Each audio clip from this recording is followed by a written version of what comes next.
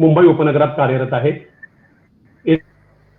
एकांकिका स्पर्धा आणि राज्यनाट्य स्पर्धेत सहभाग घेण्याच्या दृष्टीने सुरू केलेली संस्था नावारूपाला आली ही तिन्ही अंगीकारलेल्या विविध वैद्यकीय सेवेतील उपक्रमांमुळे.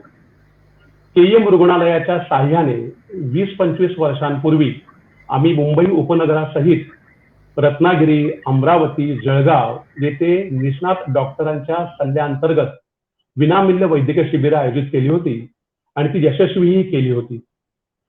खरं कारण म्हणजे ही सेवा, रुग्णसेवा आमच्याकडे का आली, तर आम्हाला सुरुवातीच्या काळात जे 20-25 वर्षात जे अध्यक्ष लागले, उपाध्यक्ष लाभले, ते योगायोगानं डॉक्टर पेशातले होते. डॉक्टर रमेश आचरेकर, डॉक्टर गजानन आपटे आणि उपाध्यक्ष डॉक्टर भानुदास वालावलकर यांनी आमच्यावर ही परोपकारी सेवेची वृत्ती बाणवली आणि त्या पद्धतीने आम्ही कार्यरत करीत राहिलो. आपल्या स्वतःच्या वैयक्तिक जडणघडणीमध्ये समाजाचा फार मोठा वाटा असतो, त्यामुळे आपण समाजाचं देणं लागतो ही भावना आमच्या मनात त्यांनी कायम जागृत ठेवली आणि त्याच अनुषंगाने आम्ही आतापर्यंत कार्यरत राहिलो. आता जी काही बाहेर कोरोनाची परिस्थिती आहे त्याच्यामध्ये फ्रंटवर जे लढा देत आहेत, ज्यांना आपण कोविड वॉरियर्स म्हणतोय, कोविड योद्धा असं म्हटलं जातं, त्याच्यामध्ये विविध रुग्णालयातील डॉक्टर्स आहेत, नर्सेस आहेत, आमचे हाऊसकीपिंगची मंडळी आहे, साफसफाई करणारी मंडळी आहेत, त्याचबरोबर पोलीस दलातील आमचे अधिकारी आणि कर्मचारी बंधू आहेत, ते सातत्याने फ्रंटलाईनवर काम करत आहेत. तर ह्या मंडळींच्या उपकारातून थोडंसं का होता येईल का या दृष्टीने आम्ही प्रयत्न केला आणि त्यात आमच्या प्रयोगमाला आणि मालार देवस्थान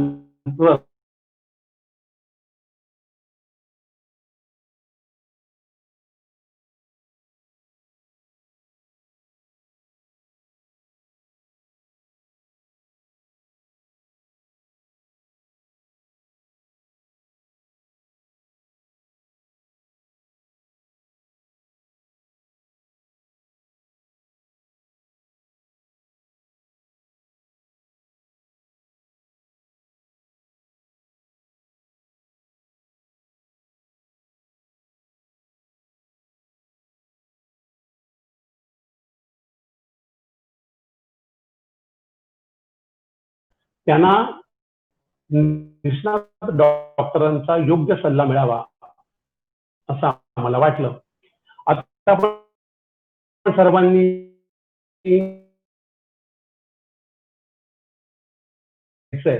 पण तत्पूर्वी आपल्याकडे ज्या प्रचार पद्धती आहेत, उपचार पद्धती आहेत, ज्या आपल्या अनेक त्यांना 4-5 हजार वर्षांचा कालावधी ज्यांना इतिहास आहे, अशी जी आपली आयुर्वेदिक उपचार पद्धती आहे, होमिओपॅथी आहे, युनानी आहे, याचा वापर उपयोग कसा करावा, याचा लाभ आपल्या मंडळींना व्हावा म्हणून हा वार्तालाप केला.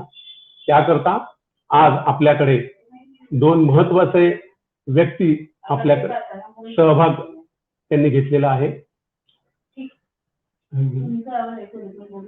हा, तर महत्वाचं म्हणजे डॉक्टर आज आपल्याकडे आहेत ते डॉक्टर घनश्याम मर्दा आपल्या बरोबर ते आहेत. आयुर्वेदिक उपचार पद्धतीमध्ये गेली 27 वर्ष ते संशोधन आणि उपचार पद्धती करत आलेले आहेत. जवळजवळ 22 देशांमध्ये ते 18 वर्ष कार्यरत आहेत. डॉक्टर मर्दा साहेब हे नोव्हेंबर 2019 मध्ये चायनामध्ये गेले असताना तिथे त्यांनी याच विषयावरती व्याख्यान दिलं होतं आणि याच्याच व्याख्यानाचा उपयोग त्यानंतर त्यांनी तिथे लेख प्रसिद्ध करून चायनामधील डॉक्टरांना केला आणि चायनामधील डॉक्टरांनी फेब्रुवारी 2020 मध्ये त्यांच्या ह्या सर्व आयुर्वेदिक उपचार पद्धतीचा उपयोग करून आपल्या चायनीज बंधूंना वाचवण्याचा प्रयत्न केला. त्याचबरोबर आपल्याबरोबर आजच्या वार्तालापामध्ये आपल्याला सहभागी झालेले आहेत ते डॉक्टर अनंत गायतोंडे. ते गेली 24 वर्ष मुंबईतील जीएस मेडिकल कॉलेजमध्ये सूक्ष्म जीवाणूशास्त्र तसेच विविध रोग व रोग प्रतिकारक शक्ती कशी वाढवता येईल याबाबत संशोधन आणि अध्ययन करीत आहेत. त्याचबरोबर पुष्प औषधी आणि 12 अक्षर चिकित्सा ही जी आपल्याकडे उपचार पद्धती आहे त्याच्यात त्यांचा 40 वर्षाचा अनुभव आहे. ही दोन्ही मंडळी आज आपल्या विविध शंकांचं आणि प्रश्नांचं निरसन करणार आहेत. मी सर्वप्रथम निमंत्रित करणार आहे ते डॉक्टर अनंत गायतोंडे.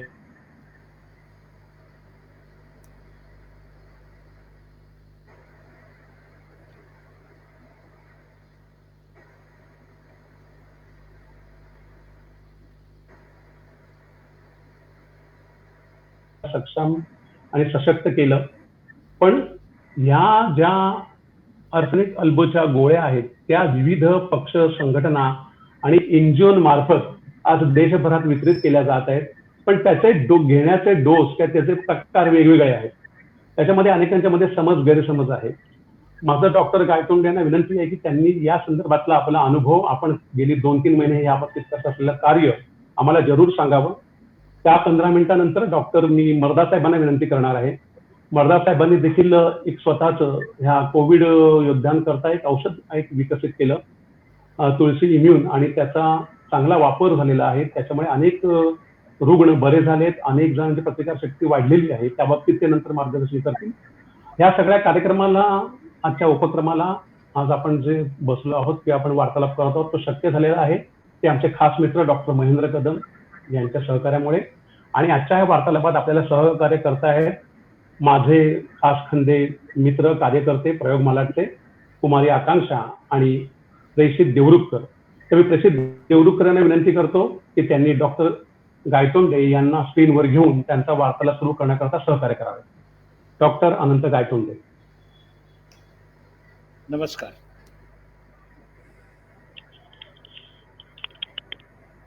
मी डॉक्टर अनंत गायतोंडे. सध्याच्या युगात आपण पाहिलं तर एक विषाणू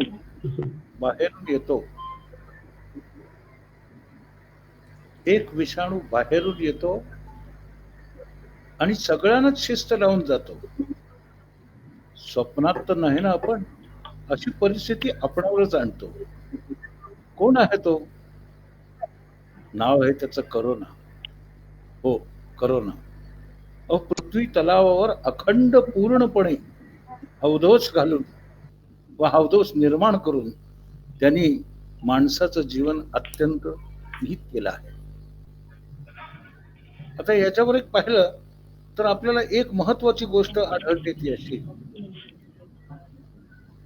की जीवितहानी या रोगामुळे आपल्याकडे जास्त होत आहे.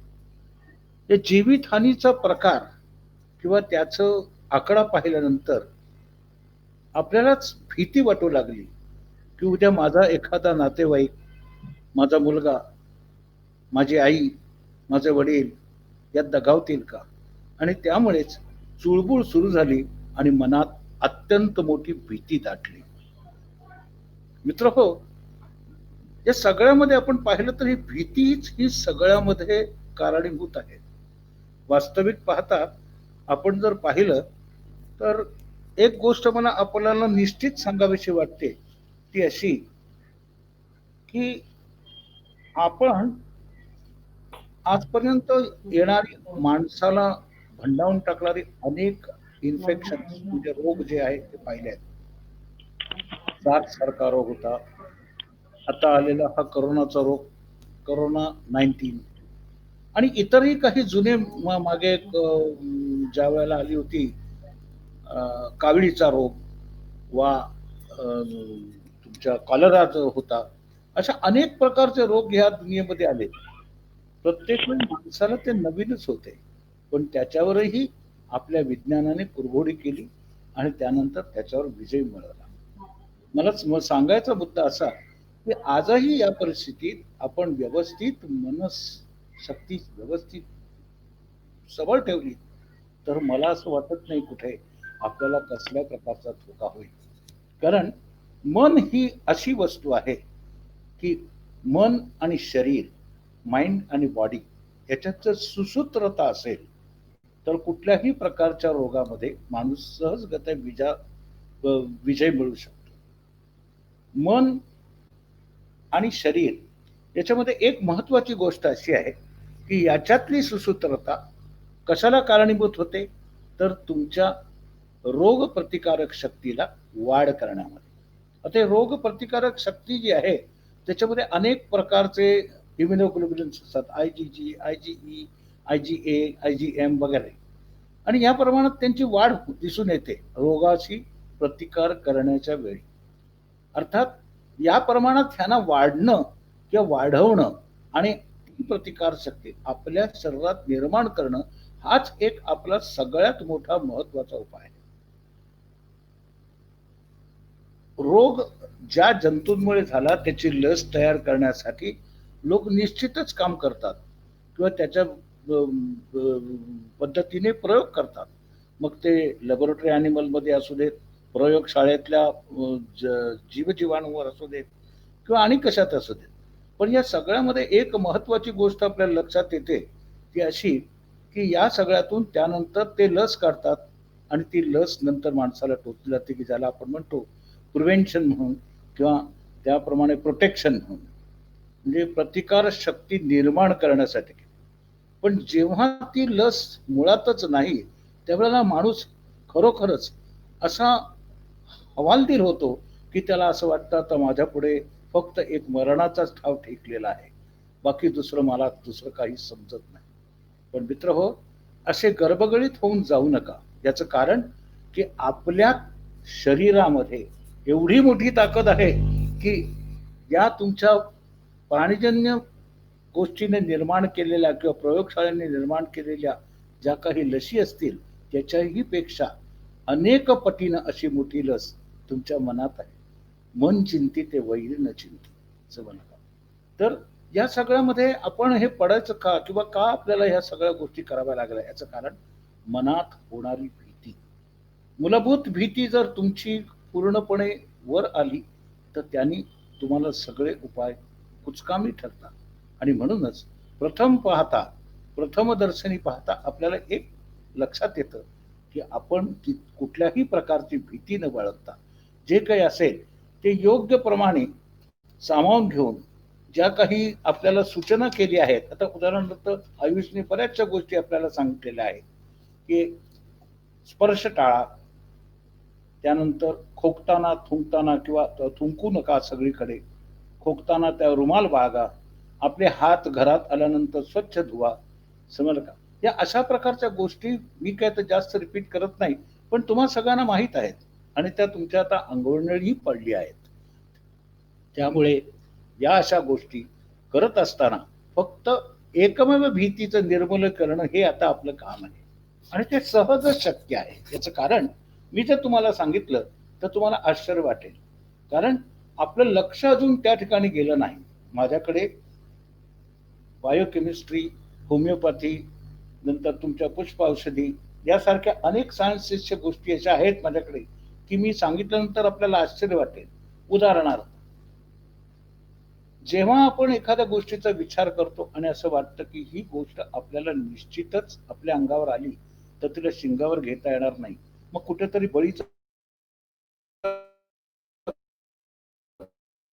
बकरा बनायला पाहिजे.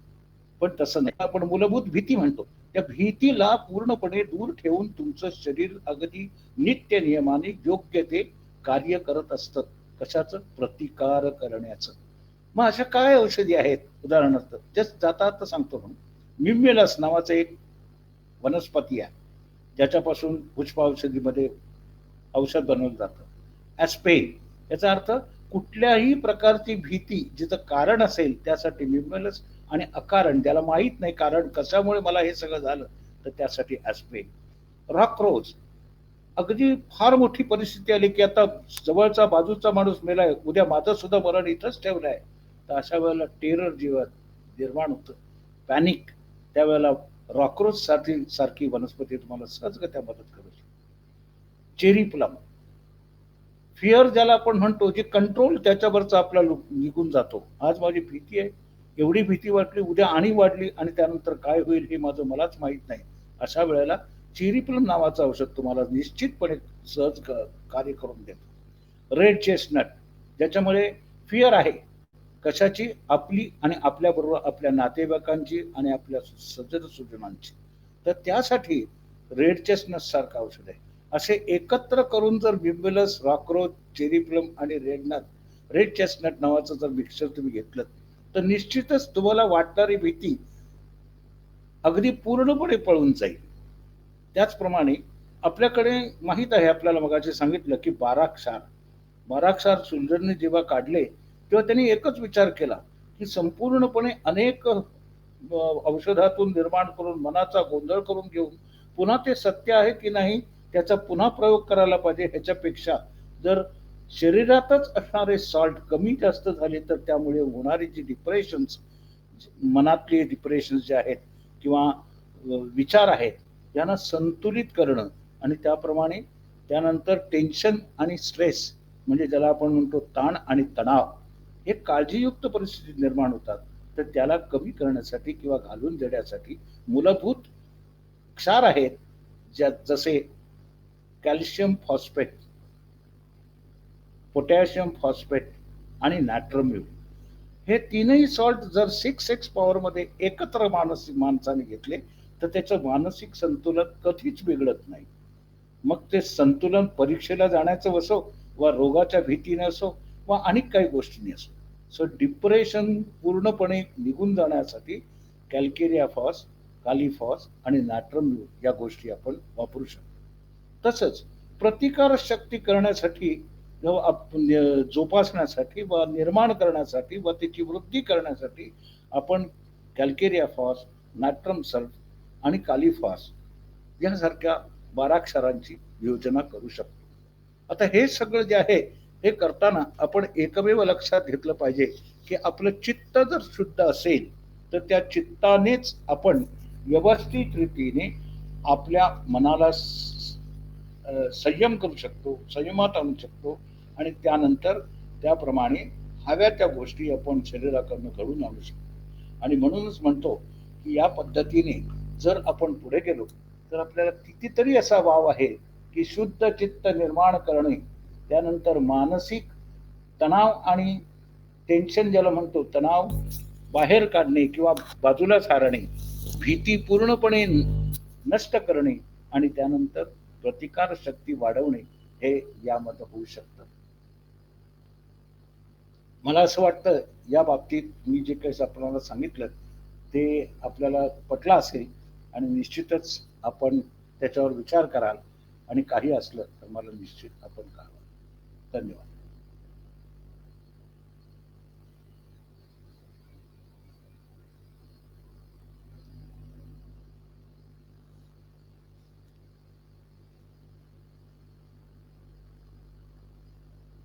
तणाव आणि टेन्शन ज्याला हॅलो. तणाव बाहेर काढणे किंवा बाजूला सारणे. अच्छा, पूर्णपणे डॉक्टर गायतोंडे सरांनी अतिशय सुंदर शब्दात आणि मोजक्या शब्दात आपल्याला मार्गदर्शन केलेलं आहे. म्हणजे नंतर जे काही मी प्रश्न विचारणार होतो, आमच्या मित्र परिवारातील आणि प्रयोगमालाच्या सदस्यांनी काही प्रश्न माझ्याकडे काल परवाच पाठविले होते. त्यातले अनेकांना उत्तरं त्यांच्याकडनं दिली गेलेली आहेत. धन्यवाद गायतोंडे साहेब. आपण परत एकदा 15 मिनिटानंतर परत एकदा आपण एकमेकांशी आणि आपल्या सगळ्या प्रेक्षकांशी संवाद साधणार आहोत. मी आता विनंती करतो डॉक्टर घनश्याम मर्दा यांनी आयुर्वेदिक उपचार पद्धती आणि त्यांनी 1-2 महिन्यामध्ये कोरोना वॉरियर्ससाठी जे काही कार्य उभं केलं, जे काही औषधांचा शोध लावला आणि जे काही उपचार पद्धती अवलंबली त्याच्याबद्दल आम्हा सर्वांना मार्गदर्शन करावं. डॉक्टर घनश्याम मर्दा साहेब.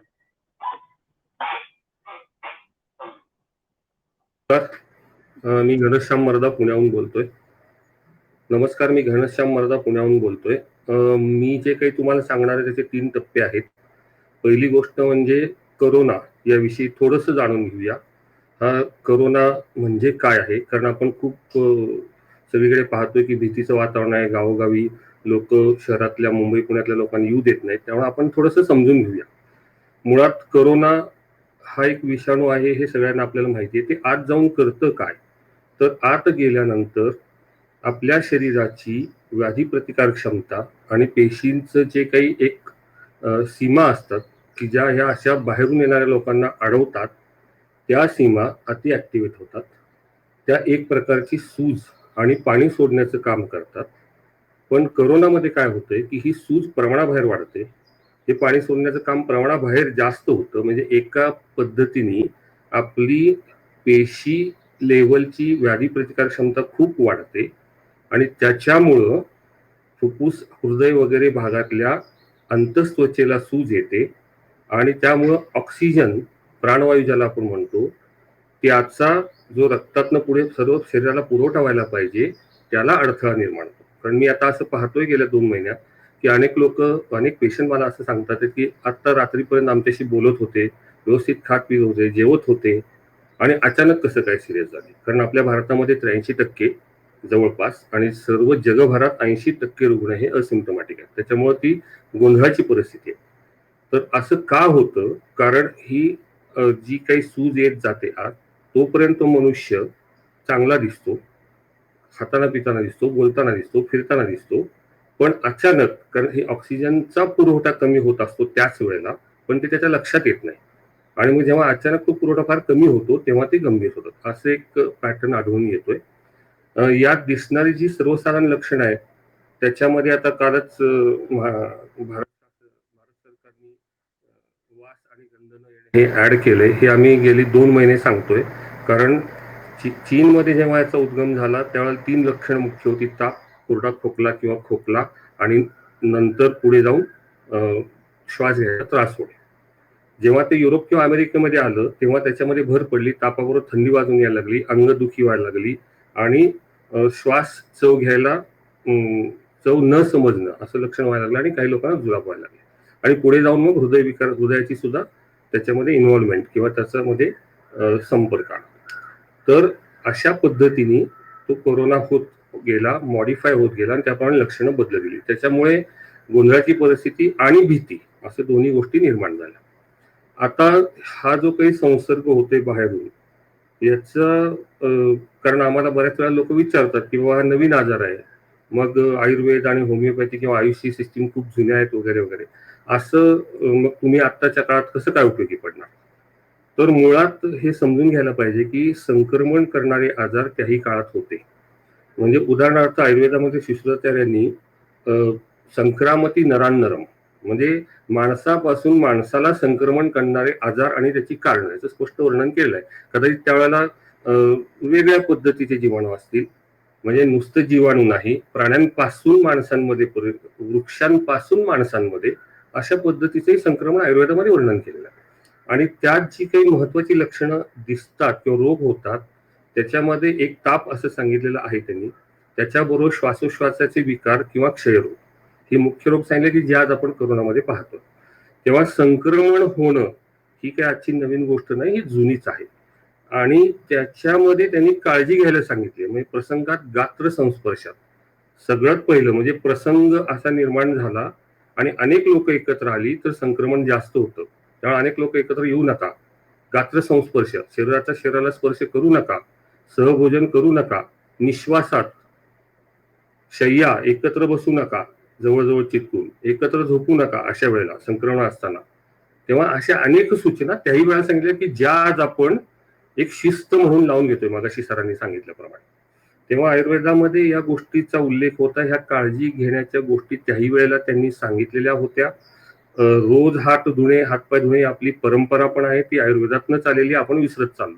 त्यामुळे आपल्याला परत परत रिंगटोन म्हणणं ते ऐकावं लागतंय. आता आपल्या घरी सुद्धा आपण बाहेर आलो की हात धुणे ही पूर्वीची परंपरा आहे आणि आयुर्वेदाने हे खूप वेळा सांगितलेलं आहे, पण आपण ते विसरून गेलो. आता फोनमुळे आपल्याला परत लक्षात आले आणि कोरोनामुळे लक्षात आलं, तेव्हा त्यात मी काही जात नाही. तेव्हा पूर्वी सुद्धा हे संक्रमण होते, त्या संक्रमणाला तोंड देण्यासाठी काही मार्ग सांगितलेले होते.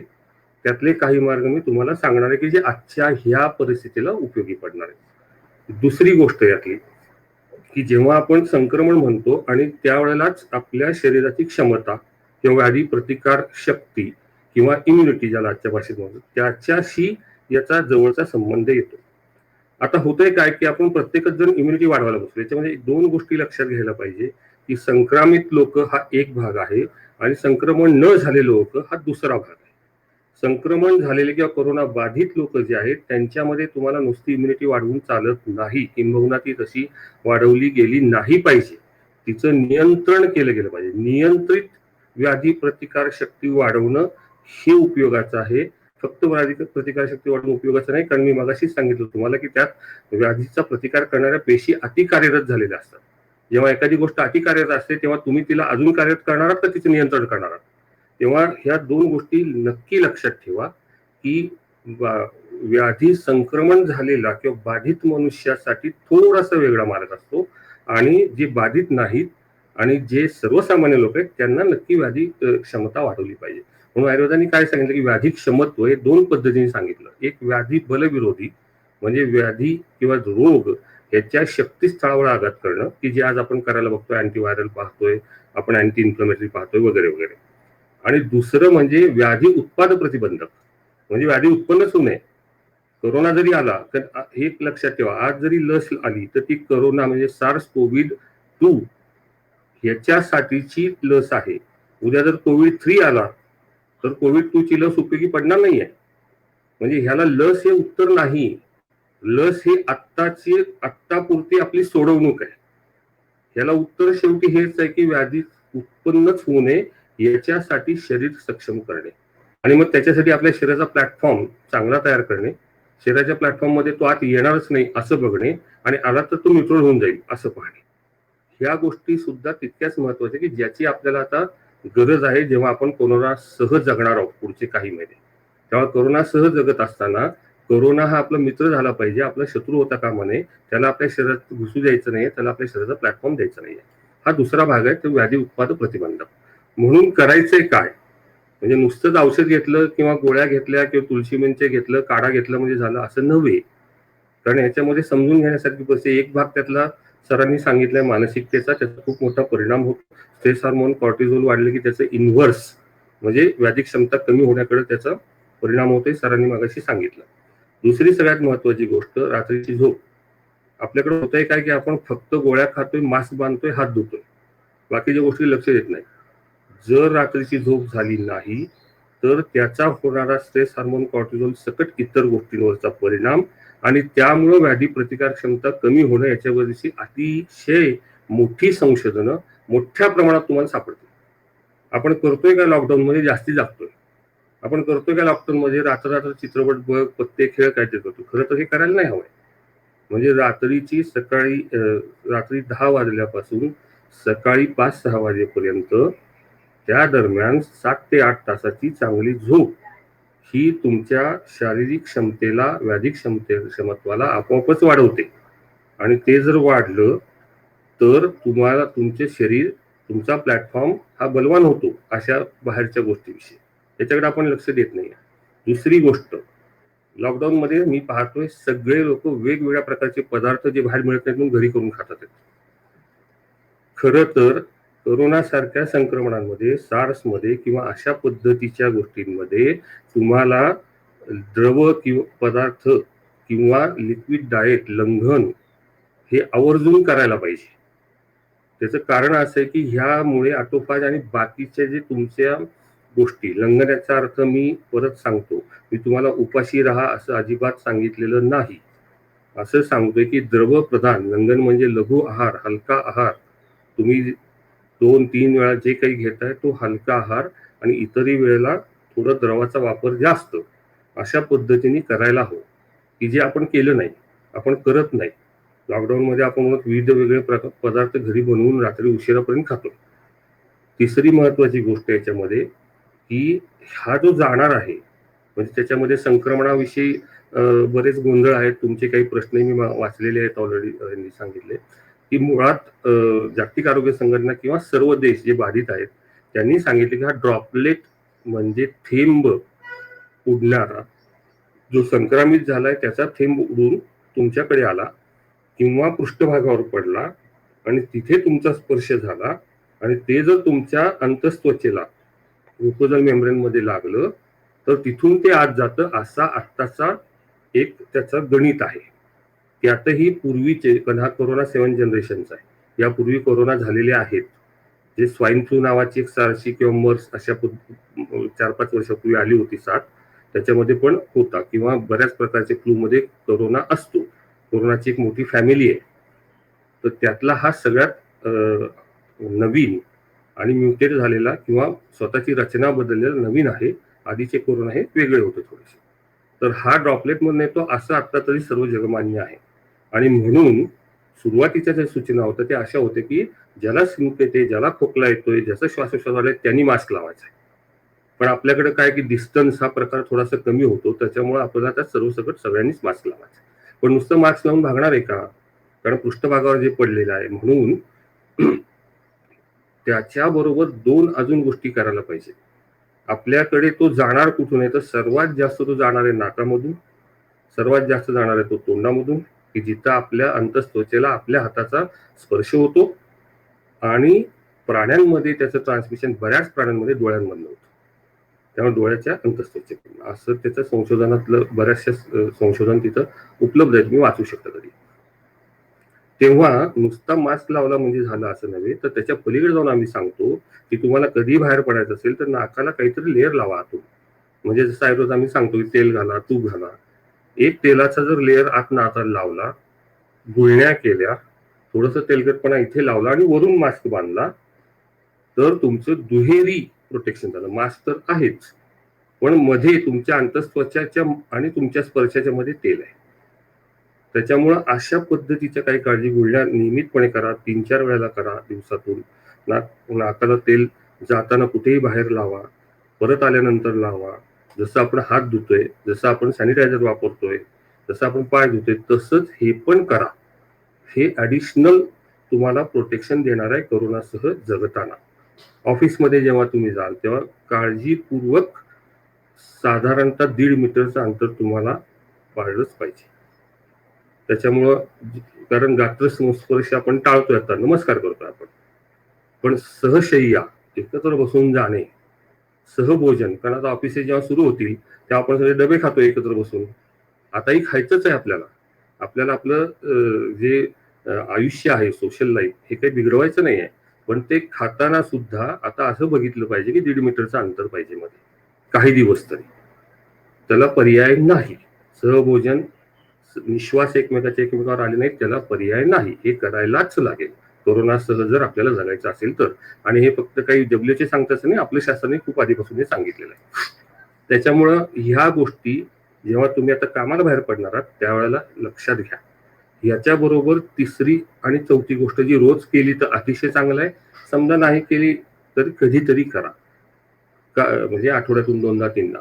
त्यातल्या 2 गोष्टी ज्या आहेत, त्यातली पहिली गोष्ट म्हणजे व्यायाम जो आहे तो श्वासोश्वासाचा व्यायाम नक्की करा. तुम्हाला प्राणायाम येत असेल, तुम्ही योग साधना करत असाल तर ते कराच करा, पण श्वासोश्वासच. कारण एक गोष्ट लक्षात घ्या, मी मगाशी सांगितलं की याच्यामध्ये ऑक्सिजनची कमतरता हा मोठा घटक आहे. त्याच्यामुळं खेळत्या हवेत श्वासोश्वास घेणं ही अतिशय गरज आहे. तुम्ही बाल्कनीत जाल, श्वासोश्वासाचा व्यायाम घ्या, खिडकी उघडा, घरी अंदर सगळ्या खिडक्या उघडा, हवा येणाऱ्या खिडक्या, शेजारचं रूमला चिटकून असलेल्या नको, पण हवा येणाऱ्या. तेव्हा खेळती हवा, श्वासोश्वासाचा व्यायाम, श्वासोश्वासाची क्षमता वाढवून जास्तीचा ऑक्सिजन पुरवठा हे करायलाच लागेल. प्राणायाम हा एक भाग झाला. त्या व्यायामामध्ये दुसरी महत्वाची सूचना की अति व्यायाम करू नका, वर्कआउट करू नका. अति व्यायाम कासो गरज छर्दिशी आहे, त्याचा एवढं सूत्र आहे. म्हणजे अतिव्यायाम एरवीही केला तर तुम्हाला खोकला होऊ शकतो, तुम्हाला ताप येऊ शकतो, तुम्हाला उलटी होऊ शकते, तुम्हाला श्वासाचा विकार होऊ शकतो. आता तर कोरोना परिस्थिती, त्याच्यामुळे अति व्यायामाच्या आहारी जाऊ नका. पुढचे 4 महिने मसल बिल्ड नाही केले तरी चालतील, काहीही होणार नाही. 4 महिन्यांनी काही आयुष्य संपत नाही आणि आयुष्य संपू शकतं. त्याच्यामुळे अतिव्यायाम करू नका. हा एक भाग. आणि दुसरा भाग, आपल्या शरीराची स्वतः काळजी घ्यायची, म्हणजे स्वतःची स्वतः सर्व्हिस करायची. वेळ मिळाला तर सगळ्या अंगाला तेल लावा, विशेषतः छातीच्या भागाला आणि पाठीच्या भागाला तेल आणि मीठ असं एकत्र करून लावा. थोडंसं घासा, गरम पाण्याने आंघोळ करा. हे कशासाठी की न जाणव तुम्ही संपर्कात आला तर याच्यामध्ये होतंय काय की सेप्टल, म्हणजे ज्या भित्ती आहेत फुफ्फुसाकडे ह्या घट्ट होतात आहेत, तर त्याची एक फ्लेक्झिबिलिटी मेंटेन करा. तर हे रोज केलं आनंद आहे, नाही केला कधीतरी 2-3-4 दिवसात एकदा करा. आणि शेवटची यातली गोष्ट काय करायचंय काळजीमध्ये, आपली सकाळची पेयाची पद्धत बदला आता थोडे दिवस. म्हणजे आपण चहा पितो, दूध पितो, पण आता मसाला चहा प्यायला शिका. हळदीचं दूध, हळदीमध्ये सुंठ मिंट घालून ते प्यायला शिका. किंवा पूर्वी आपल्याकडे कसं होतं की सकाळी सकाळी तुळशी असायच्या अंगणात, सकाळी तुळशीचा आपण पूजा करायचो, तुळशीचं पानं खायचो. तसं तुळशीचा रस, मध, थोडस मिरपूड किंवा मिरपूड मध हे आता आवर्जून घ्यायला शिका पुढचे 4 महिने 6 महिने. कारण तुळशी, जे तुम्हाला सातत्याने सांगितलं, तुळशी, गुळवेल, त्याच्याबरोबर लेंडी पिंपळी, त्याच्याबरोबर दालचिनी आणि ज्येष्ठमध, ही 5 गोष्टी ज्या आहेत ह्या मी मगाशी जसं सांगितलं तसं नुसत्या प्रतिकार क्षमता वाढवतात असं नाही, तर त्या नियंत्रित प्रतिकार क्षमता वाढतात. त्याच्याबरोबर जे नवीन लक्षण आता सरकारने मान्य केले, हे गेली 2 महिने आम्ही पाहतो आहोत, त्या लक्षणांमध्ये मिऱ्याचा उपयोग खूप चांगला होतो. तो म्हणजे ओल्फॅक्टरी स्टिम्युलेशन, गंध आणि चव न कळणे. म्हणून आम्ही काय सांगतोय की तुम्ही जे जेवण जेवताय त्याच्यामध्ये आता ह्या मसाल्यांचा वापर मुद्दाम, नुसते मसाले खाऊ नका, नुसते काढे पिऊ नका, जेवणामध्ये वापर करा, चहामध्ये वापर करा. दुपार तुम्ही ग्रीन टी पिताय, ग्रीन टीच्या ऐवजी हर्बल टी प्या. हे आपले मसाल्याचे पाण्यात उकळून ते प्या, त्यांची चवही चांगली लागते आणि लिक्विड घेणं हेही मेंटेन होतं. त्यामुळे हे अशा पद्धतीने जर तुम्ही घेतलं तर तुम्ही स्वतःच्या रक्षणासाठी उपयोग. आता ह्यातले शेवटचे 2 टप्पे सरांनी मनाचा भाग सांगितला. फक्त मी एक गोष्ट पुढची सांगणार आहे की लॉकडाऊन मध्ये लोक स्ट्रेसमध्ये खूप आले, तर आम्ही त्यांना वेगवेगळ्या गोष्टी सांगितल्या. कारण अनेक लोक त्यांच्या कॉलेज आयुष्यामध्ये, त्यांच्या शाळेच्या आयुष्यामध्ये कलाकार होते, नाचत होते, गात होते, जे आता विसरून गेले रोजच्या दैनंदिन जबडग्यात. आम्ही मुद्दाम सांगितले तुमचे हे कलागुण काढा, वेळे वाकडे का होईना नाचा. तुम्ही नाचत होतात ना, बरं सगळ्यांसमोर नाही नाचत, बाथरूम मध्ये जाऊन नाचा. तुम्हाला ताण वाटतो, तुम्ही भीती वाटते कोरोनाची, तुम्ही जा बाथरूम मध्ये जाऊन नाचा, तुम्ही गाणी म्हणा, तुम्ही चित्र काढा. म्हणजे तुमचे जे काही कौशल्य आहेत अंगभूत हे, कारण याच्यामध्ये काय भीतीला जसं सरांनी औषधं सांगितली तसं दुसरा एक भाग आहे की डिस्ट्रॅक्शन. कारण ताण म्हणजे काय, स्ट्रेस म्हणजे काय, तर मनाचं एखादी जो स्ट्रेसर असतो जो तुम्हाला ताण देतो त्या गोष्टीबरोबर सततचं कनेक्शन.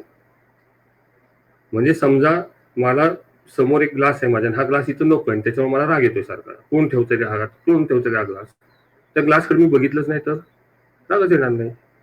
तेव्हा डिस्ट्रॅक्शन, जेव्हा ते ताण वाढतो, ते पीकला जातो, त्यावेळेला तो तोडा पीक तिथल्या तिथे. आणि डिस्ट्रॅक्शनचा मार्ग म्हणजे तुमच्या हॉबीज, तुमची कलागुण ह्याला वाव द्या.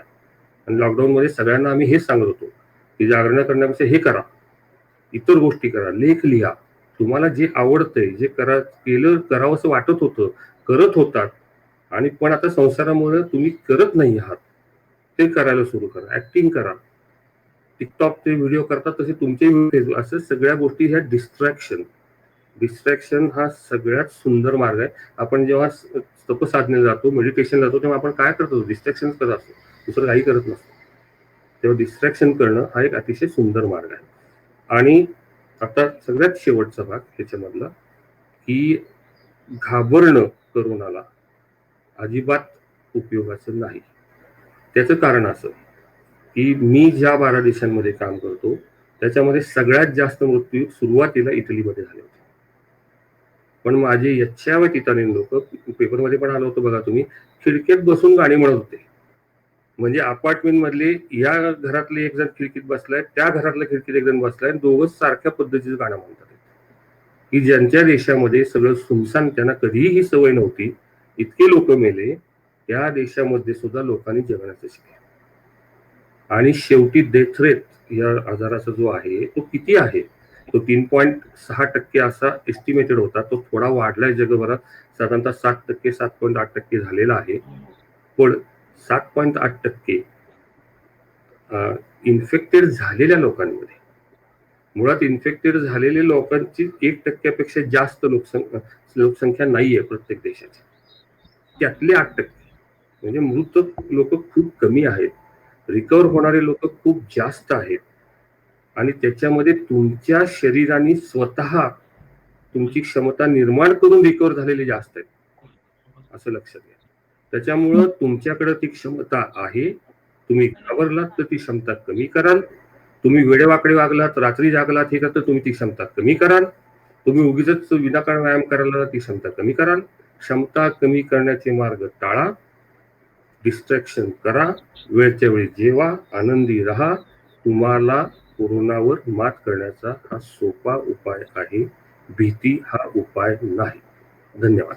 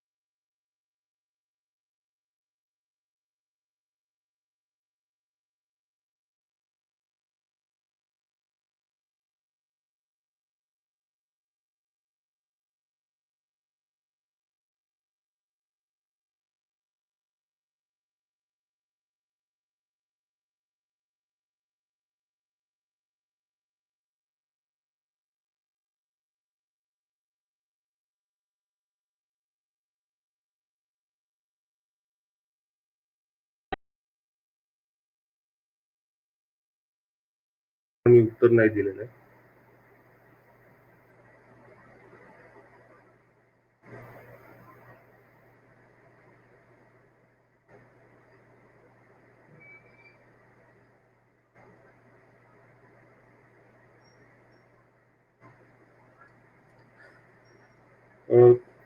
जोपर्यंत ते विचारतायत तोपर्यंत मी माझ्याकडे जे काही काल त्यांनी प्रश्न पाठवले होते त्यातील काही प्रश्नांचं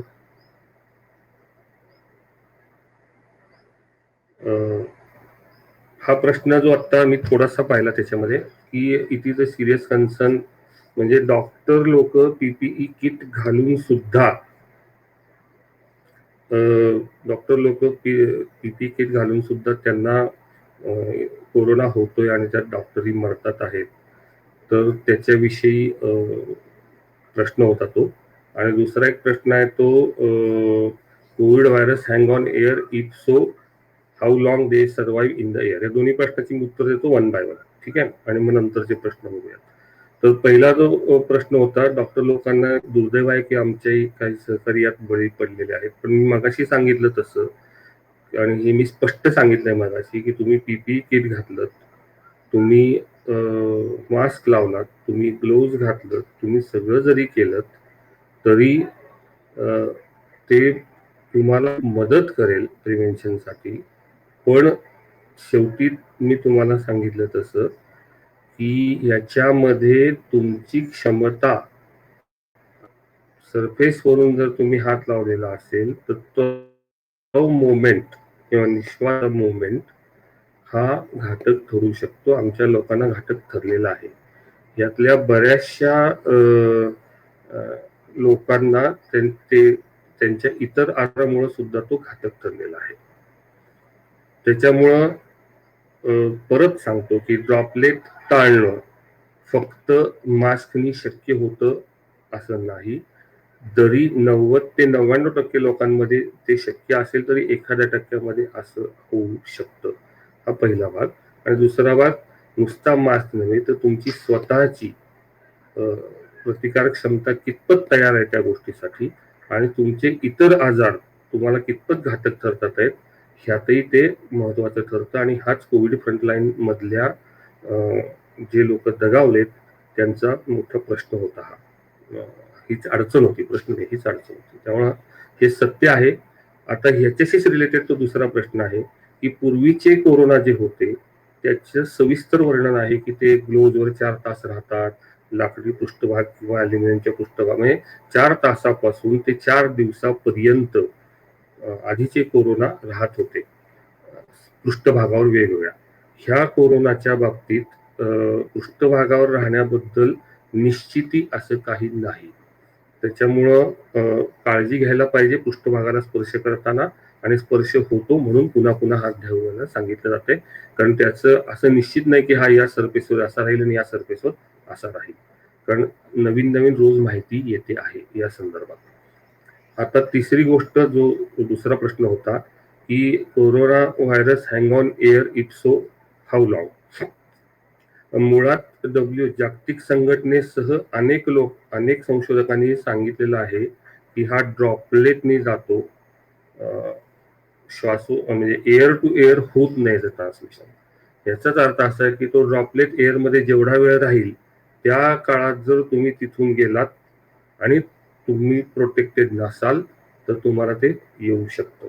आणि म्हणून त्याच्यासाठी कोविड हॉटस्पॉट एरिया जे नेमलेत, कंटेनमेंट झोन जे नेमलेत, तिथले लोक इकडे येऊ नका, इकडे लोक तिकडे जाऊ नका असं जे सांगितलं जातंय त्याचं कारण हे, air to air transmission is not confirmed, म्हणजे हवेतून त्याचं ट्रान्समिशन होणं हे अजून कन्फर्म नाही.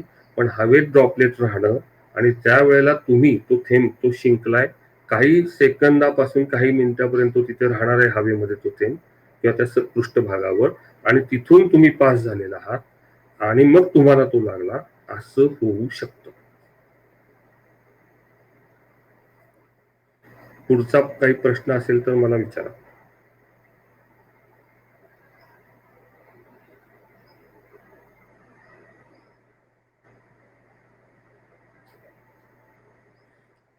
किंवा मी माझ्याकडे आलेल्या प्रश्नाची पण उत्तरं देतो. फक्त ते हा is it unsafe to travel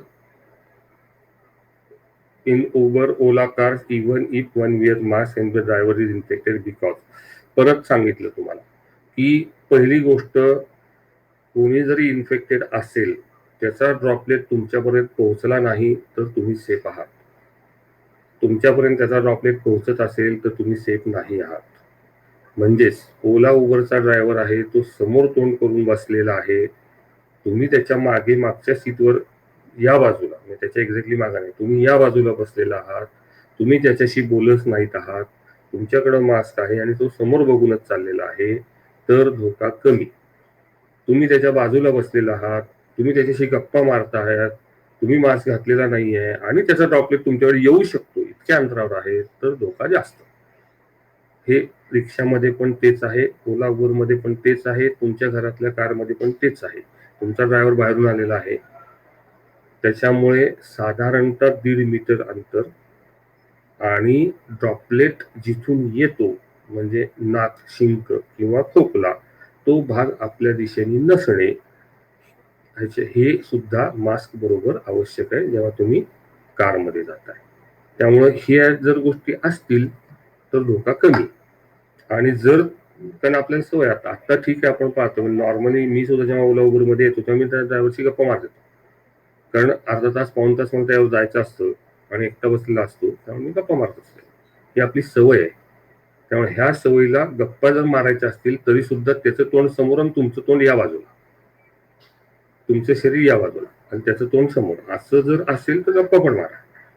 बरं, सोशल लाईफ मधून लांब जाऊ नका, पण सोशल लाईफ मध्ये डिस्टन्स, नो टचिंग, रिस्ट्रिक्शन आणि पोझिशन ह्या आता पुढचे काही काळ आपल्याला मेंटेन कराव्याच लागतील.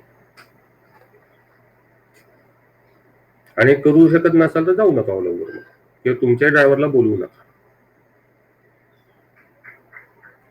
त्याच्यानंतर it has been announced that COVID-19 spread through direct contact. नाही, परत डॉक्टर्स इन्फेक्टेड का झाले त्याचं कारण मी तुम्हाला सांगितलं मगाशी, की फक्त हे प्रोटेक्शन असलं म्हणजे तुम्ही सेफ आहात असं नाही. तुम्ही 99% सेफ आहात, 1% राहतो, आणि त्यातला 1% मधला काही भागात तुमचा कर्म आणि काही भागात तुमच्या शरीराची क्षमता, इतर आजार त्यातच राहतात. If one person has some symptoms of, ते चालू राहू द्या.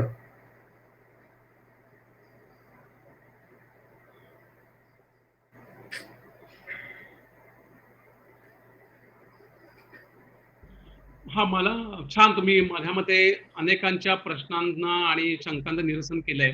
तरी देखील काही महत्वाचा विषय ह्याच्यामध्ये राहतो तो असा, की आपण म्हणताय की आता हे आपण धरून चाललोय सांगा. प्रवासाला, आपल्याला बाहेर पडायचं आहे आणि ह्या सगळ्याची आपण प्रिकॉशन्स घ्यायची आहे. पण मी ह्याच्याकरता प्रचार, ही जी शक्ती ठरवायची आहे, ह्याच्याकरता आपण काही उपचार पद्धती विकसित केली आहे काय? म्हणजे हा मला एकदम प्रश्न दोघांनाही आहे. त्याचं पहिलं उत्तर आपण द्या, मग डॉक्टर अनंत गायतोंडेने द्यावा असं मी त्यांना विनंती करतो नंतर. पण डॉक्टर मर्दा साहेब, माझं म्हणणं आहे की ह्यावर आता समजा ऑनलाईन आपल्याशी कोणी संपर्क केला आणि जर उपचार पद्धती करायची ठरवली तर आपण आपल्याकडे उपचार पद्धती विकसित केली आहे, हा एक भाग. दुसरा अत्यंत भाग म्हणजे आपल्याकडल्या जो मसाले पदार्थ आहेत, आपल्याकडली जी काही जडीबुटीची औषधं आहेत आणि आपल्याकडे सो कॉल्ड जी काही उपचार पद्धती गेले 1000 वर्षाची गेली आहे, त्याचा आपल्याला आता लगेच सकारात्मक आणि त्वरित उपाययोजना म्हणून आपल्या घरातील जे सगळं जेवण आहे, अन्नपदार्थ शिजवण्याची जी प्रक्रिया आहे, याच्यामध्ये मला कल्पना आहे, थोड्या वेळाने सांगता येणार नाही, पण यात थोडक्यात आपण काय सांगू शकाल की ज्याच्यामुळे आपली प्रतिकारशक्ती वाढेल? हा एक भाग. दुसरं, मला गायतोंडे साहेबांनी नंतर त्याचं उत्तर द्यावं एकदम, ते म्हणजे आता आबालवृद्ध म्हणजे लहान मुलांना आणि मोठ्यांना सर्वांनी आर्सेनिक अल्बथर्टीच्या गोळ्या घेतल्या. पण देखील आता या काळात, या पुढच्या काळात त्यांनी या बाबतीत विशेष काळजी कशी घ्यावी, त्याचे डोस कसे असावेत, त्याच्या बाबतीत आपण नंतर त्याचं उत्तर द्यावं. पहिलं मी विनंती करतो मर्दा साहेब, जरा मला माझ्या शंकेचं निरसन. तुमचे दोन्ही प्रश्नाचे उत्तर मी देतो. पहिली, मी काही पद्धत विकसित केली आहे का, तर साधारणतः नोव्हेंबरमध्ये चायनामध्ये गेलो तेव्हा अर्थात कोरोना ऑफिशियली डिक्लेअर झालेला नव्हता. जेव्हा डिक्लेअर झाला तेव्हा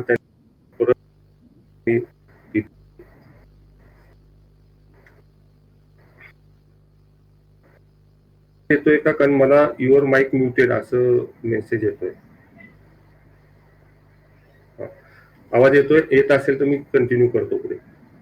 तर फेब्रुवारी मार्च मध्ये त्यांनी माझा इंटरव्ह्यू त्यांच्या तिथल्या मोठ्या जर्नलमध्ये प्रसिद्ध केला आणि त्यावेळेला आमची जी चर्चा झाली त्यातून असं झालं की चायनामध्ये आतापर्यंत साधारणतः त्यांच्या म्हणण्यानुसार, त्याच्यावर विश्वास ठेवायचा नाही ठेवायचा तुमचा प्रश्न आहे, 74,000 रुग्ण, 83,000 रुग्णांपैकी 74,000 रुग्णांना त्यांनी चायनीज मेडिसिन दिलंय आणि त्यात सगळ्यात जास्त जे काही वापरलं गेलं, जे मी माझ्या मुलाखतीत आणि भाषणात सांगितलं होतं, काही त्यातले भाग त्यांनी वापरले.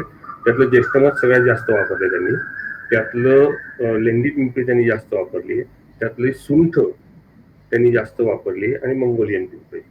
याच्याबरोबर मगाशी सरांनी जे क्षाराचा उल्लेख केला होता त्यातले काही क्षार त्यांनी वापरलेले, जे आपण मीठ लावा सांगतोय सगळ्यांना किंवा चहा करून त्याच्यामध्ये मीठ टाकायचं सांगतोय, तर ते त्यांनी क्षारी वापरले होते. आणि अशा स्वरूपाचे त्यांनी जवळपास 600 पेक्षा जास्त पेपर WHO मध्ये दिलेत आणि त्यातले 6 पेटंटला पाठवलेले आहेत त्यांनी. त्यामुळे त्यांनी खूप मोठा अभ्यास त्याच्यावर केला. त्यातला काही भाग हा मी त्यांना सांगितलेला होता, म्हणजे त्या संशोधकाला नव्हे, त्या चायनीज मेडिसिनची जी काही आमची कॉन्फरन्स त्यात मी सांगितलं होतं आणि माझ्या मुलाखतीत प्रसिद्ध झाला होता. त्यामुळे ज्येष्ठमत आलं त्यात. त्याच्यामध्ये सुंठ आली, जी आपल्या घरात आपल्या मसाल्यात असते, रोज असते आपल्याकडं. आणि साधी गोष्ट आपण म्हण म्हणतो, सुंठ वाचून खोकला गेला, याचा अर्थ काय की सुंठ खोकल्यावर उपयोगी असते. सुंठ न घेताच खोकला गेला ही म्हण आहे. म्हणून तर हनुमान जयंतीला सुंठ साखर खातो आपण, जेव्हा खोकल्याचं हे जास्त असतं, कोरडा खोकल्याची उघड जास्त असते, तेव्हा सुंठ ही घरातली गोष्ट आहे. पिंपळी ही तितकीशी घरातली गोष्ट नाही, पण बऱ्याचशा आजीबाईच्या पटव्यात लेंडी पिंपळी असते आणि लेंडी पिंपळी अतिशय सुंदर इम्युनोमॉड्युलेटरी आहे आणि बायो एन्हान्सर आहे आणि विशेषतः फुफ्फुसावर याचा स्टडी पण झालेला आहे. म्हणजे टीबीच्या वेळेला त्यांनी स्टडी केलेला आहे की टीबीचे जंतूंचे त्यांचे एकत्रितकरण करून ते जे काही ते औषध देत होते, आपण जे आता टीबीचे औषध म्हणून घेतो, त्याचा इफेक्ट त्यात पिंपळी टाकल्यानंतर पिंपळीचा एक्स्ट्रॅक्ट एन्हान्स होतो. कमी प्रमाणात, कमी औषधाच्या प्रमाणात जास्त परिणाम होतो. तर पिंपळी एक अतिशय सुंदर औषध आहे, जे एवढं मसाल्यात नसतं पण आहे आपल्या आजूबाजूच्या गोष्टात. मिरे, जे माझ्या समोर मी सांगतो, मिरे मगाशीच मी सांगितलं की त्याचा गंध आणि चव हे जे लक्षण आहे त्याच्यावर फार सुंदर परिणाम होतो आणि आतली सूज कमी करणं किंवा लिक्विफिकेशन, पातळ करणं, असा एक त्याचा खूप चांगला उपयोग होतो.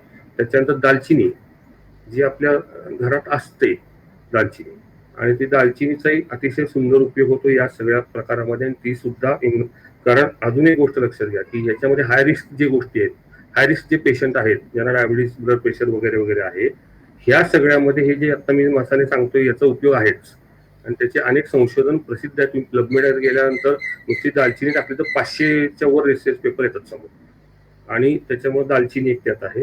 त्याच्यानंतर गुळवेल हे माहिती आहे सगळ्यांना, तुळस माहिती आहे मी सांगत नाही. याच्या व्यतिरिक्त तुम्ही मेंथॉल किंवा मिंट किंवा पुदिना, ही एक गोष्ट खूप चांगली याच्यामध्ये उपयोगी ठरू शकते, खाण्यासाठी, सुगंध घेण्यासाठी किंवा वाफ घेण्यासाठी.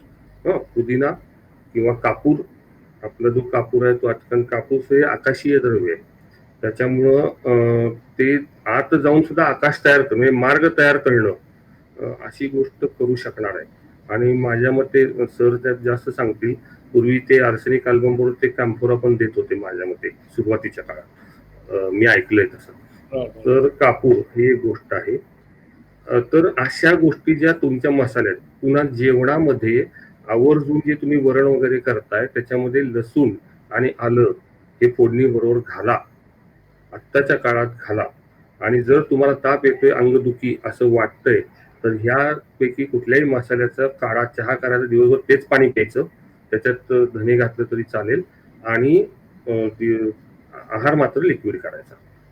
तर हे आहे. आता ही विकसित केली म्हणजे काय की मी हे अभ्यास करत होतो पूर्वी, यातले चायनातल्या आमच्या लोकांनी इनपुट दिले, फ्रान्स मधल्या आमच्या लोकांनी इनपुट दिले, स्वित्झर्लंड मधल्या आमच्या लोकांनी इनपुट दिले, आणि US मधल्या, आणि त्यातून आम्ही हे सगळं एकत्रीकरण करून हे तयार केलं. आता काय होतं की काढा घेणं हे प्रॅक्टिकली शक्य नसतं.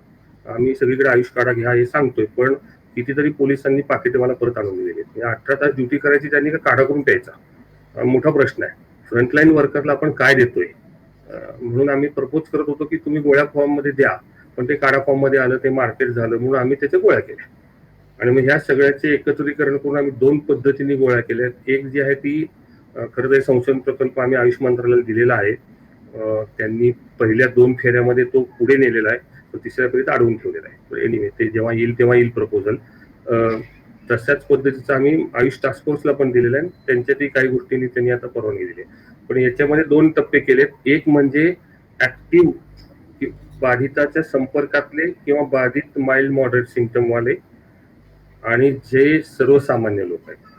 आणि मग सर्वसामान्य लोकांसाठी काय पद्धतीने करायचं आणि ऍक्टिव्ह लोकांसाठी काय पद्धतीचं थोडासा बदल केलेला आहे. पण एकंदरीत ह्याच्यामध्ये सर्व गोष्टी ह्या आपल्या ऑलमोस्ट रोजच्या वापरातल्या किंवा आपल्याला माहीत असलेल्या आहेत आणि त्या परिणामकारक आहेत. हॅलो, हा, आर्सेनिक अल्बद्दल आपण मला विचारलं, त्याबद्दल सांगतो की ह्या ज्या गोळ्या आहेत या कॉन्झिक्युटिव्ह डेज म्हणजे सोमवार, मंगळवार, बुधवार 3-3 गोळ्या सकाळी रिकाम्या पोटी जर माणसाने घेतल्या आणि त्यानंतर त्याचं डोस पुन्हा रिपीट केला 1 महिन्यानी, तर ते व्यवस्थित होतं. लहान मुलं असेल तर कदाचित त्याच्याप्रमाणे आपण त्याचा डोस 3 गोळ्याच्या ऐवजी 2 गोळ्या करू शकतो. आणि उतार वयातल्या माणसांनी 3 गोळ्या 60 किंवा 65 वर्षाच्या वरती असेल तरी सुद्धा घेऊ शकतात. त्याच्यात काही विपरीत परिणाम होऊ शकत नाही. अजून एक प्रश्न, त्याशिवाय आपण त्याच्याबरोबर असणाऱ्या काही आणखीनही अशी औषधं आहेत. ब्रायोनी अल्बा, मगाशी साहेबांनी सांगितल्याप्रमाणे हे लायकोपोडियम तर अत्यंत उत्कृष्ट औषध आहे लंग्ससाठी, म्हणलं का, तर ते सुद्धा माणूस उपयोगी करून घेऊ शकतो. सर झालं तुमचं? अजून एक प्रश्न होता की याच्यामध्ये तुम्ही समजा लोकांना तुमच्याकडनं यायचं आहे किंवा तुमच्याकडनं या संदर्भात काही कोरोना लक्षणं आढळली आणि ट्रीटमेंट घ्यायची आहे वगैरे, अशा स्वरूपाचा एक प्रश्न आहे. तर माझ्या मते मागाशी तुम्ही ती स्लाइड पाहिलेली आहे, गायतोंडे सर आणि आम्ही असं एकत्रित येऊन, कारण काय झालंय की सुदेश म्हात्रे सर आणि प्रयोग मालाडनी आम्हाला खूप या संदर्भात सहकार्य केले, मदत केलेली आहे. तसेच आमचे काही मित्र आहेत, महेंद्र कदम आणि इतर मस्ती, या सर्वांनी मिळून असं एक गायतोंडे सरांच्या मार्गदर्शनाने आम्ही असं ठरवतो आहोत की लोकांना आता, कारण कसं आहे की प्रत्यक्ष भेट ही जवळपास दुरापास्त आहे, त्याच्यामुळे लोकांना काही आपल्याला ऑनलाईन सुविधा आणि ऑनलाईन पद्धतीने काही मदत करता येईल का असं आम्ही ठरवलेलं आहे. त्या संदर्भातली तुम्ही एक स्लाइड मगाशी बघितलेली आहे, तर ते उत्तर मी देऊन टाकतो. तो एक प्रश्न होता.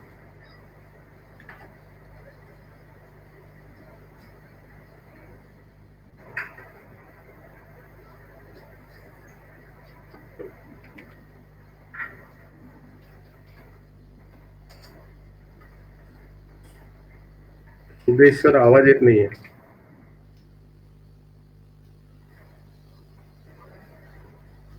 आपण वेबसाईटवर पाठवूया, त्यांच्या ईमेलवर पाठवू आणि त्यानंतर त्याची उत्तरं ते त्या पद्धतीने देतील अशी आपण व्यवस्था करू.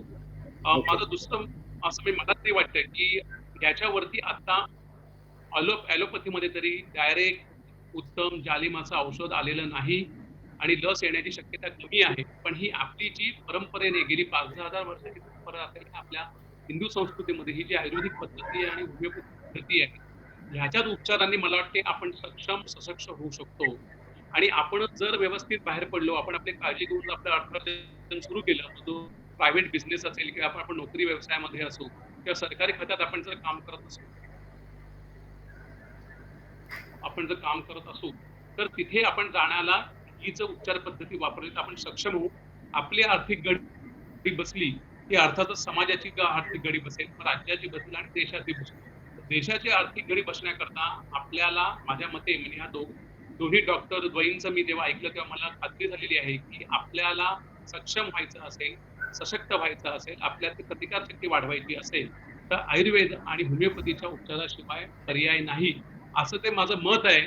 याच्याबद्दल आपण दोघांनी आपलं मत एकदा प्रदर्शित करावं. पहिलं मर्दा साहेब बोलतील आणि मग आपले गायतोंडे साहेब बोलतील आणि त्यानंतर आपण आपल्या ह्या कार्यक्रमाचा समारोप करू. आवश्यकता वाटली तर आपण पुढल्या रविवारी देखील असा कार्यक्रम आयोजित करायचा प्रयत्न करू. पण आता आला आपल्याला आयुर्वेद आणि होमिओपॅथीच्या उपचाराशिवाय पर्याय नाही, असं जे माझे मत आहे. त्याबद्दल आपण दोघांनी आपलं 5-5 मिनिटात मत प्रदर्शित करावं आणि त्यानंतर आपण आपल्या कार्यक्रमाचा समारोप अं, नाही, आम्ही दोघंही आमच्या शास्त्राचे पाईक असल्यामुळे आम्ही हे म्हणणारच. जे तुम्ही म्हणताय ते आम्ही पण म्हणणार. फक्त याच्यामध्ये कुठल्याही पद्धतीचा बडेजाव असू नये किंवा अहंकार असू नये की माझं शास्त्र तुम्हा सगळ्यांना बरं करेल आणि माझं शास्त्र फक्त शास्त्र असं असू अगदी नये. बरोबर. हे नक्की आहे की हे जगभरामध्ये आणि जागतिक आरोग्य संघटना पण म्हणते की सगळ्यांना माहिती आहे की याच्यामध्ये औषध नाही. आता जे काही चालू आहे ते सगळं ट्रायल आणि एरर अशाच पद्धतीने चालू आहे. म्हणजे जे HCQS आपण वापरतोय त्याच्याबद्दलचा गदारोळ आपण पाहिलेला आहे. जे ICMRनी 2 महिन्यापूर्वी जे अँटीव्हायरस सांगितलं होतं आता कालपासून रॅमसेडेविर चालू करायला सांगितलेलं आहे. त्याच्यामुळं तेही बदलतात आहेत, पण त्यांनाही माहिती आहे की यात नाहीये. मग याच्यामध्ये स्टॅबिलिटी काय आहे की 2 गोष्टी आहेत. एक, तुम्ही व्हायरसकडे बघताय आणि तो आत आल्याने काय होते असं बघताय. आयुर्वेद काय बघतोय की व्हायरस आत येऊच नये, तुमचं दारच उडू नये त्याला, असं बघणं हे कुठल्याही स्वरूपाच्या व्हायरसला नक्की उपयोगी आहे. आणि समजा आलाच तर आमच्याकडे ही ट्रायल एरर करण्यासारखी अशीच चांगली औषधं पण आहेत. तर त्याच्यामुळं आम्ही नक्की सांगू शकतो की कोरोनामध्ये प्रतिबंधक उपायामध्ये तर आयुर्वेद होमिओपॅथीचं हात कुठलंही शास्त्र धरू शकत नाही आत्ताच्या घडीला. म्हणजे अशा पद्धतीची शास्त्र वेगळ्या देशाची आहेत. प्रत्येक देशाचा स्वतःचा आयुर्वेद आहे एका दृष्टिकोनातून. त्या देशामध्ये त्यांचे ट्रॅडिशनल मेडिसिन आहेत ते वापरतात. तर अशा पद्धतीच्या नैसर्गिक शास्त्राचं हात प्रतिबंधात्मक उपायासाठी कोणी धरू शकत नाही. आणि प्रत्यक्ष बाधित रुग्णामध्ये सुद्धा या शास्त्राची मदत घेतली तर डेथ रेट कमी होणं यामध्ये खूप मोठी मदत होईल असं आम्हाला वाटतं. अच्छा, मी साहेबांनी उत्तर देण्यापूर्वी मी विचारतो एकदा की आता हा पावसाळा येतोय आणि त्याच्यामुळे काय विशेष प्रिकॉशन्स घेण्याची गरज आहे का? हो हो, नक्की नक्की नक्की. चांगला प्रश्न विचारला. ऍक्च्युली मी विसरलो मगाशी सांगायचं. कारण याच्यामध्ये काय झाले, 2 गोष्टी आहेत. कोरोनाचे लक्षणं आणि पावसाळ्यात होणाऱ्या सर्दी पडस वगैरेची लक्षणं ही जवळपास सामान्य माणसाला दिसताना सारखी दिसतात. त्यामुळे आता अजून थोडासा गदारोळ होण्याची शक्यता आहे या सगळ्यामध्ये. तर याच्यामध्ये 2 गोष्टी फक्त माझं सांगतो, मग गायतोंडे सर सिनियर असल्यावर ते अजून त्यात सांगतील. पहिली गोष्ट म्हणजे लक्षणातला फरक करायला आपण शिकलं पाहिजे आणि कदाचित त्याच्यामुळेच ICMRने काल ते गंध आणि याचं सांगितलंय. माझ्या दृष्टिकोनातून सांगतोय मी की पावसाळ्यातली सर्दी पडस ताप आणि करोना याचा फरक कसा करायचा. तर करोनामध्ये फर्स्ट लक्षणे तापाचं असतं आणि ते नंतर जातं. ही पहिली गोष्ट लक्षात घ्या. दुसरी गोष्ट, करोनामध्ये कोरडा खोकला असतो, कफ येईल असं नव्हे. आणि तिसरी गोष्ट, श्वास कोंडणं किंवा श्वासोश्वासात त्रास होणं, इथं काहीतरी असं सुरू होतं. आणि सगळ्यात महत्वाचे 2 डिफरन्शिएटिंग गोष्टी सगळ्यात महत्वाच्या, त्यातली एक म्हणजे प्रचंड प्रमाणात अंगदुखी, अकार्यक्षमता वाटणं, काहीही करायला नको असं वाटणं. म्हणजे युरोपमधले माझे पेशंट बेडवरनं फोन सुद्धा असे कानाला लावायला तयार नसायचे, इतकी अकार्यक्षमता निर्माण होते या करोनामध्ये. आणि दुसरी गोष्ट मी सांगितलं तसं जे आता काल मान्य केले, सडन गंध आणि वास जाणं. ह्या गोष्टी इतक्या मोठ्या प्रमाणात अंगदुखी, गंध जाणं वगैरे हे नॉर्मली पावसाळ्यातल्या तापामध्ये या पावसाळ्यामधल्या सर्दी पडस्यामध्ये खोकल्यामध्ये हे नसतं. चोकअप झालं, थोडं गंध येत नाही असं होतं, पण ते नंतर क्लिअर होतं. गेलेलंच आहे असं होत नाही. तेव्हा हा फरक तुम्ही पहिले लक्षात घ्या. दुसरी गोष्ट, पावसाळ्यामध्ये आता मग त्याच्यामुळे पावसाळ्यामध्ये हे संक्रमणशील आजार बळावतात. आपण म्हणतो कॉलरा वगैरे जे मगाशी म्हात्रे सरांनी उल्लेख केला, हे सगळे पावसाळ्यामधले आजार आहेत खरं सांगायचं तर पाणी बिघडल्यामुळं. त्याच्यामुळं पावसाळ्यामधल्या काळजीमध्ये 4 गोष्टी आपल्याला बदलायच्या आहेत. पहिली गोष्ट म्हणजे मी मगाशी सांगितलं ते परत आवर्जून सांगतो की एक तुमचं जेवण हे द्रव प्रधानच झालं पाहिजे पावसाळ्यामध्ये, म्हणजे हलकंच झालं पाहिजे पावसाळ्यामध्ये. नंबर 2 ची गोष्ट, पावसाळ्यामध्ये तुम्ही जसं पाणी उकळून पिताय असं सांगितलं जातं सगळीकडं, तर ते नुसतं पाणी उकळून पिणं असं नव्हे, तर कोरोना काळामध्ये पावसाळ्यामध्ये पाण्यामध्ये मगाशी सांगितल्यापैकी कुठलाही मसाला टाकायचा आहे किंवा धने आणि जिरे हे उकळून पाणी तयार ठेवायचे आणि तेच पाणी प्यायचं दिवसभर, असं पण तुम्हाला करता येईल. तिसरी गोष्ट, पावसाळ्यामध्ये जो व्यायामाचा प्रकार मी मगाशी सांगितला होता, तर पावसाळ्यामध्ये तुम्ही थोडासा जास्त व्यायाम करू शकता, पण पावसाळ्यामध्ये रात्री उशिरा किंवा सकाळी लवकर असा व्यायाम करायचा नाहीये. साधारणतः थोडंसं तांबडं फुटलं उन्हाळ्याचा व्यायाम करायचा आहे. चौथी गोष्ट, जे नाकात तेल लावायचं किंवा तेल सोडायचं नसते, हा जो प्रकार सांगितलेला आहे, हा पण सूर्यप्रकाश असताना किंवा दिवसा उजेडी करायचा आहे, सकाळी लवकर किंवा संध्याकाळ नंतर करायचा नाहीये. तेव्हा ह्या काही काळज्या थोड्याशा घ्या, लक्षणातला बदल लक्षात घ्या. बाकीचं तर तुम्ही करतच असता पावसाळ्यातले, काही भिजू नका, याला काही करत ते काही मी सांगायची गरज नाही. डॉक्टर गायकवाड. सर मला असं म्हणायचं आहे सर की to regulate the body by toning it up म्हणून एक गोष्ट आहे. याच्यामध्ये अशी काही औषधं आहेत की जी सामान्य माणसाला सहजगत्या दुकानावर जाऊन सुद्धा घेऊन त्याचं मिश्रण करून सहजगत्या आपली बॉडी टोनअप करता येते. ही आहेत पुष्प औषधी, ऑफकोर्स क्लिमाटिस, वाईल्ड रोज आणि क्रॅब ॲपल. या औषधाची ख्याती आहे, तशीच त्याची प्रचितीही लोकांना बऱ्याचशा प्रमाणामध्ये पावसाळ्यात आलेली आहे. तिसरी महत्वाची गोष्ट म्हणजे डलका मारा, त्यानंतर डलका मारा, सल्फर आणि आर्सेनिकल तर आपल्याला दिलेलंच आहे. याही औषधी या पावसाळ्याच्या सीझनमध्ये अत्यंत चांगलं काम करू शकतात.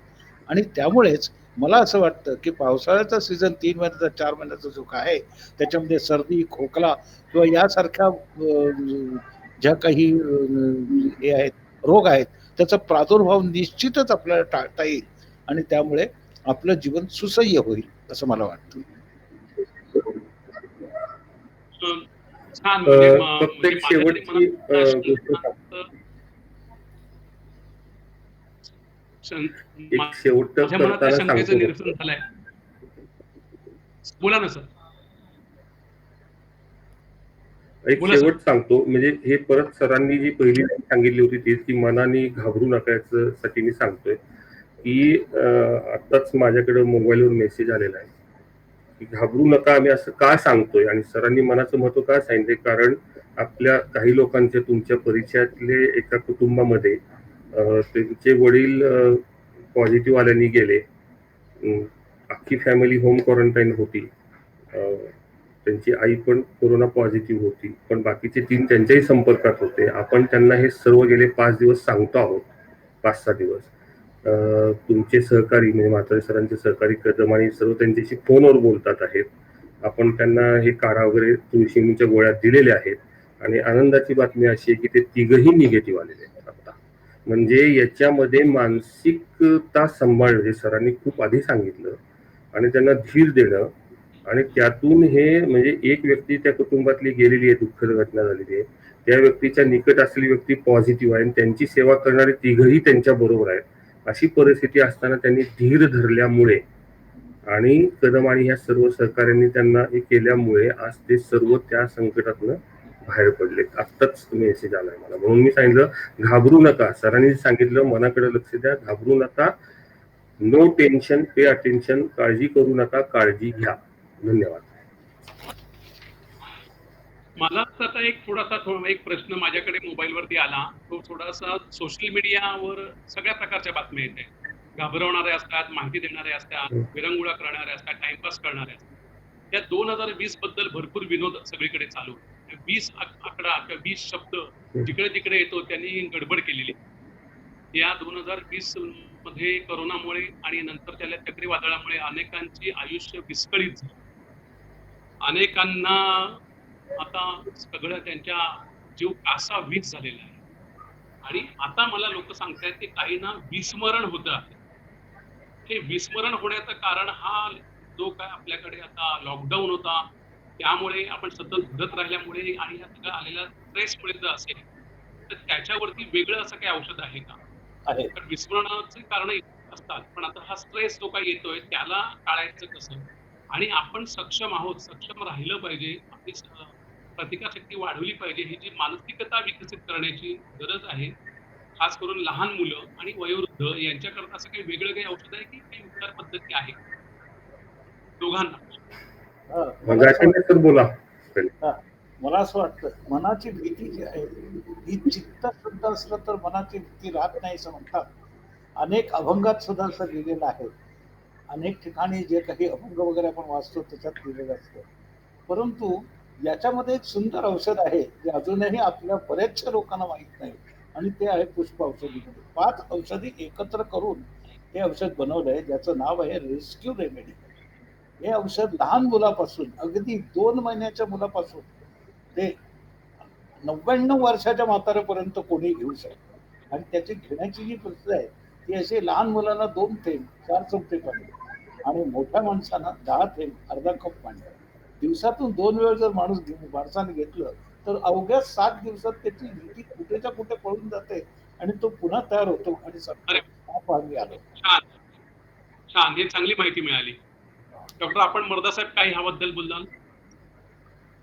औषध आम्ही तुम्हाला 2 गोष्टी सांगणार आहे. 1-2 औषधाची नावं आणि एक घरगुती उपाय पण सांगू शकतो. पहिले घरगुती सांगतो, त्यातले 2 टप्पे आहेत. साधारणतः भीती कमी करण्यासाठी मी जे खूप मोठ्या प्रमाणावर वापरतो आणि त्यांनी प्रतिकार क्षमता पण वाढते. त्याच्यामध्ये 2 गोष्टी वापरतो. एक म्हणजे सोन्याचं वळं टाकून उकळलेलं पाणी. तुमच्याकडे सोन्याची समजा अंगठी आहे, अशी अंगठी पाण्यात टाकायची, कारण ह्याचा मेल्टिंग पॉईंट खूप जास्त आहे, त्याच्यामुळे उकळलं तर ते काही मेल्ट होत नाही, सोनं काही लॉस होत नाही. फक्त ते खडेविडे नको, प्युअर अंगठी. त्यात पाणी टाकायचं, ते उकळायचं, अर्ध करायचं आणि ते प्यायचं सकाळ संध्याकाळ. कारण सोनं आपण का घालतो, कारण सोन्याच्या एका गुणधर्मामध्ये तुम्हाला ते मानसिक शक्ती देतं, हा गुणधर्म आहे.